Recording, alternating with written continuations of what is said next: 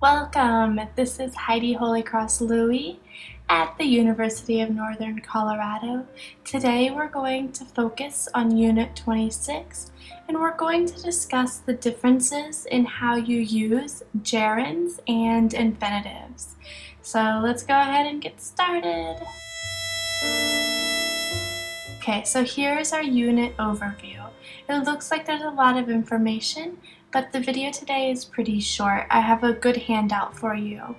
So some verbs are followed by a gerund, some verbs are followed by an infinitive, some verbs can be followed by either a gerund or an infinitive and it's the same meaning, or these other verbs can be followed by a gerund or an infinitive, but the meaning is different.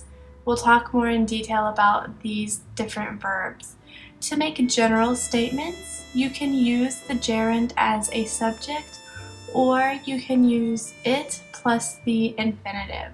We'll talk more about that in detail as well. So let's go ahead and move on.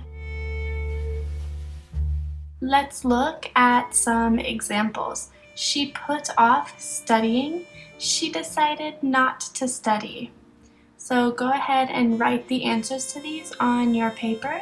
What is put off followed by, and what is decided followed by. For put off, it's followed by a gerund. Decided is followed by an infinitive.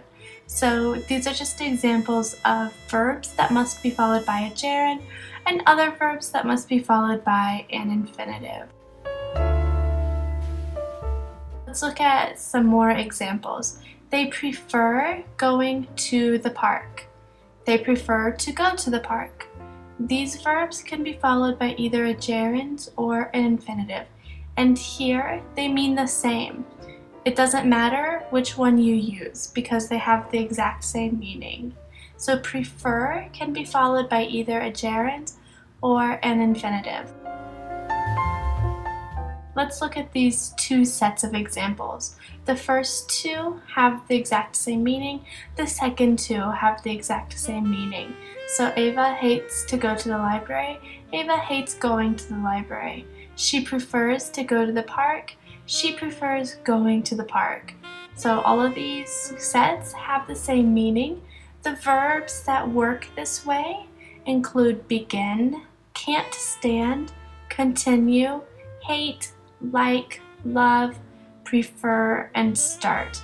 Many of them involve emotions, right? Alright, so let's move on. Here we're going to talk about a trickier example.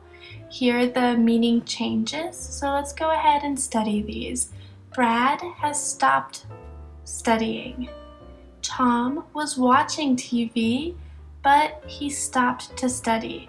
Here, if you look, stopped can be followed by either a gerund or an infinitive, but they have different meanings. In the first sentence, Brad doesn't study anymore. Maybe he just decided he's going to fail, so why waste his time? But in the second sentence, Tom is studying right now. He was watching TV, he stopped watching TV, and now he's studying. So the meaning is very different between these two sentences, even though they both have stopped. The other verbs that have two different meanings, depending on whether they're followed by a gerund or an infinitive, include remember, forget, and stop. So thankfully, there aren't very many of them, but make sure you memorize them. Okay, so let's look at these examples. Having too little time for a task is discouraging.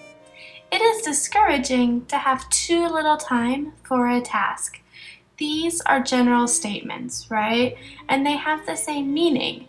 So you could choose to use either a gerund as the subject, like the first sentence, or you can use it plus the infinitive, like the second sentence. Alright, so let's look at these examples. Getting started is not easy. It's not easy to get started. Tom is worried about not passing. So let's remember, gerunds can be used as subjects, like the first sentence. Infinitives can be used after adjectives, like the second sentence. And then certain prepositions are always followed by gerunds, like the third sentence. Go ahead and pause this and study it. This should be review for you. Thank you so much for watching. This is Heidi Holycross-Lui at the University of Northern Colorado, and I hope that you feel more confident in remembering the differences between gerunds and infinitives.